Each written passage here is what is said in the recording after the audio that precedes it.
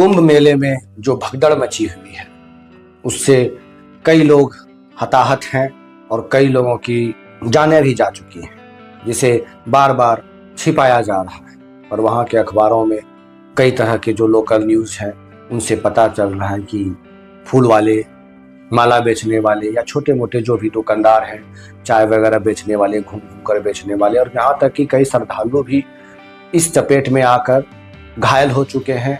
उनमें से कई लोगों की जानें भी गई और अब ये इल्ज़ाम सीधे सीधे प्रशासन पर लगाया जा रहा है कि उनकी गलती के वजह से ऐसा हुआ। अगर उनकी व्यवस्था ठीक होती, वो मुस्तैद रहते, वहाँ के बड़े बड़े मठ के जो मठाधीश वगैरह हैं वो लोग भी कह रहे हैं कि यहाँ की प्रशासन, यहाँ की पुलिस जो है इस भीड़ को नहीं संभाल सकी, जिस वजह से ये हंगामा हुआ, ये भगदड़ मचा। पर कल आपने देखा होगा कि जब अमित शाह स्नान करने गए थे तो अवधेशानंद जी महाराज, कैलासानंद जी महाराज, कैलासानंद ये वही कैलासानंद हैं जिन्होंने हरसा को एक शाही स्नान करवाया। तो ऐसे सब महामंडलेश्वर के अधिकारी सब हैं जो ऐसे में लगे हुए हैं। और जब अमित शाह आता है तो जैसे ठाकुर जी को, भगवान विष्णु को आनंद किया जाता, नहलाया जाता है, उसी प्रकार से उनके ऊपर जो है ये अवधेशागिरी जी, यहाँ तक कि उत्तर प्रदेश के सीएम योगी नाथ जी भी उनके ऊपर जल छिड़क रहे थे और हाथ जोड़े, सर झुकाए अमित शाह जो है जल क्रीड़ा का आनंद ले रहे थे। उनके लिए वीआईपी व्यवस्था की गई थी, हूटर सुनाया जा रहा था, हूटर बज रहा था पूरे मेला में। अब कोई भी वीआईपी अगर आ रहा हो तो उसके लिए व्यवस्थित किया गया था कि वो कैसे स्नान करके यहाँ से सकुशल निकल जाए। मीडिया में आकर फिर बोलते थे, जिम्मेदार नागरिक सब आकर बोलते थे, जो वहाँ के अधिकारी हैं, मंत्री हैं, कि यहाँ पर किसी तरह की कोई कमी नहीं रह गई है और पिछली सरकार ने क्या गलती की उसके बारे में ज्यादा गिना रहे थे। आखिर झूठ आप कितना फैलाना चाहते हैं? एक तरह से धर्म के नाम पर ये लोग मार्केटिंग कर रहे थे कि हमारे यहाँ आइए और इसका आनंद लीजिए। सनातन धर्म का नाम देकर अगर सनातन धर्म के बारे में कुछ कोई बोल भी दे तो उसे सनातन विरोधी का नाम दिया जाता है। वहाँ पर वीआईपी लोगों के लिए जो व्यवस्था की जा रही थी, बार बार मेला में हूटर सुनाया जा रहा था, लोगों को अलग किया जा रहा था, सारा प्रशासन को उन नेता और मंत्री को स्नान कराने में जो लगे रहते थे, तो आम जनता का सूद लेने वाला वहाँ पे कौन था? आखिर उसकी चिंता कौन करेगा? यहाँ तक कि मैंने सुना है और इस युग में देखा भी है कि अनंत अंबानी की जब शादी हो रही थी तो उसमें मोदी जी गए थे। देश के, जैसे कि पहले भी कभी हुआ करता था कि देश के राजा महाराजा या किसी राज्य के राजा महाराजा अगर उनसे मिलने के लिए उनको किसी ऋषि महात्मा से दर्शन करने जाते थे तो उनका वो अभिवादन करते थे और उनके सामने वो सर झुकाकर आशीर्वाद लेते थे। पर यहाँ पर देखा गया कि देश के जो गृह मंत्री हैं अमित शाह, उनको हर कोई स्नान कराने में लगे हुए हैं, उन्हीं की भक्ति में लगे हुए हैं, जैसे कि कोई भगवान उतर आया हो। और आज जो घटना घटी इसका सारा दोष पुलिस प्रशासन पर मढ़ दिया जाएगा। और जितने भी सनातनी हैं ये झूठी अफवाह के वजह से इस भीड़ में जाकर अपनी जान भी गंवा चुके हैं, कईयों ने अपनों को खो चुका है, कई घायल हुए हैं। इसका दोषी कौन होगा? जो वहाँ के जिम्मेदार थे, जिनके ऊपर भरोसा कर कर ये लोग कुंभ में नहाने गए थे। अगर वो एक बार कह देते कि बहुत बड़ी भीड़ है, यहाँ तक कि कई ट्रेनों को कैंसिल किया गया है, जिसमें कि एक मैं भी हूँ, मेरा भी ट्रेन में रिजर्वेशन था, पर ट्रेन कैंसिल होने के वजह से मैं प्रयागराज नहीं जा सका। इस तरह के कई क्षेत्र से आने वाली ट्रेनों को कैंसिल किया गया है और उसका खामियाजा आज हर एक टीवी पर, अखबार पर, न्यूज़पेपर पर दिखने को मिल रहा है। हर किसी के मन में है कि कुंभ का स्नान अगर कर लिया जाए, संगम स्नान कर लिया जाए तो पुण्य की प्राप्ति होगी।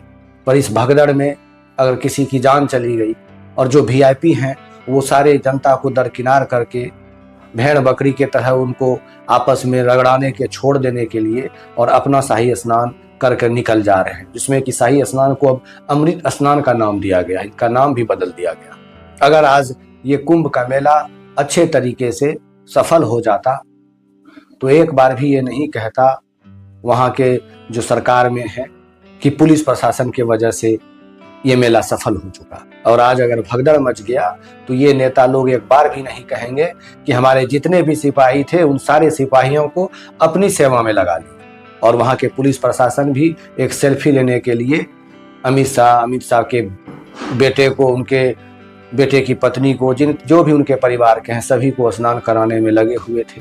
अब इसमें क्या सही है क्या गलत है वो सारे सनातनियों के सामने है। अगर ये भी विरोधी पार्टी अगर इस बारे में कुछ बोलते भी हैं तो उनको भी कहा जाएगा कि ये गलत बोल रहे हैं, पर भगवान ने साक्षात दिखा दिया कि कौन सही और कौन गलत है। आज देख लो क्या स्थिति है, क्या हालत है। वहाँ की सरकार को चाहिए कि फूल बेचने वाला, माला बेचने वाला, चाय बेचने वाले, जो भी छोटे मोटे काम कर कर अपने घर परिवार की जिम्मेदारी उठा रहे थे, उनके साथ जो घटना घटी है, उनके साथ जो हताहत, जो अन्याय हुआ है, उनको मुआवजा देनी चाहिए।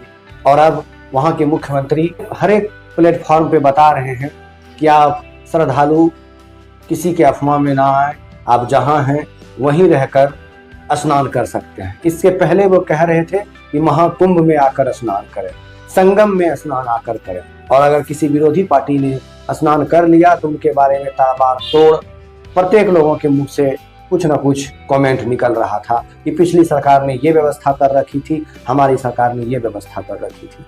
मैं कोई सनातन विरोधी नहीं हूँ, पर सनातन के नाम पर झूठी अफवाह ना फैलाएं। जहां तक हो सके सत्य की राह पर चलें और धर्म के नाम पर कोई राजनीति नहीं होनी चाहिए, कोई मार्केटिंग नहीं होनी चाहिए। आज जिनके परिवार चले गए उनसे तो किसी को कुछ लेना देना नहीं है, पर जिनके घर में जो भी घटनाएं घटी है उनके ऊपर क्या बीत रहा होगा, उनकी तरफ से आकर अगर एक बार सोचें तो शायद आपको ऐसी राजनीति नहीं करनी चाहिए। और अमित शाह को जितना आप भगवान बनाकर उनके साथ जल क्रीड़ा कर रहे थे, ये भी करना कहाँ से जायज है। उसमें भी आप महामंडलेश्वर के नाम से पद स्थापित हैं, कैलाशगिरी जी शाही स्नान करा रहे हैं, तो इसका मतलब कि धर्म के ऊपर जो है शोहरत, खूबसूरती हावी हो गया है। जबकि धर्म का काम है, इन संतों का काम है कि प्रदेश की राजा और वहाँ की जनता को ज्ञान बांटना, सही राह दिखाना और धर्म और अधर्म के बारे में समझाना।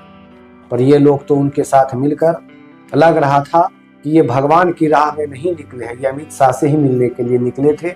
आज उनकी मनोकामना पूर्ण हो गई।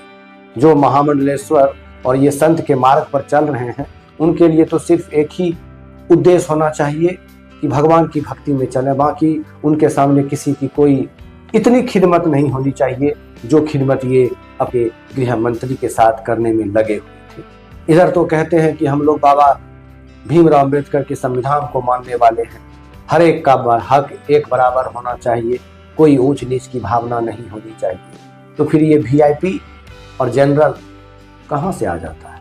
और वीआईपी वाले तो इतनी सुरक्षा के साथ आते हैं कि उन्हें पता भी नहीं चलता कि महाकुंभ में कितने भीड़ हैं और इस भीड़ का क्या नतीजा होता है। इसका नतीजा तो भुगतना उनको पड़ता है जो पैदल घंटों चल रहे हैं, ना आने जाने की कोई व्यवस्था है।